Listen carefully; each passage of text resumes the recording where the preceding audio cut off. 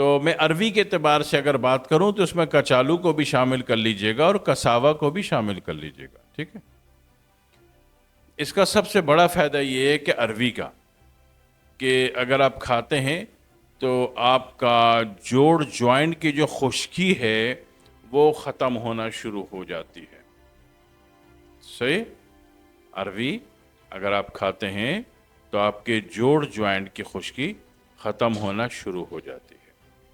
اچھا، بے شمار مائیں ہیں، خصوصاً امرتسر بھارتی پنجاب کی اگر میں بات کروں تو ہو سکتا ہے ہمارے پاکستانی پنجاب میں بھی مائیں اس پر عمل کرتی ہوں، لیکن بھارتی پنجاب کی اگر بات کروں جو میں نے اپنی آنکھوں سے دیکھا تو اس میں کیا کہتے ہیں کہ عربی کو چھیل کے دھو کے وہ باریک کاٹ کے ابال لیتی ہیں، ٹھیک ہے؟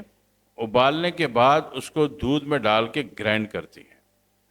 گرائنڈ کرنے کے بعد اس کی کھیر بناتی ہیں اور اس کی کھیر بچوں کو دی جاتی ہے، اور جن بچوں کو دی جاتی ہے وہ بھاگنے میں، دوڑنے میں، رن کرنے میں، جمپ کرنے میں، جمنازیم میں انتہائی فائدے میں رہتے ہیں.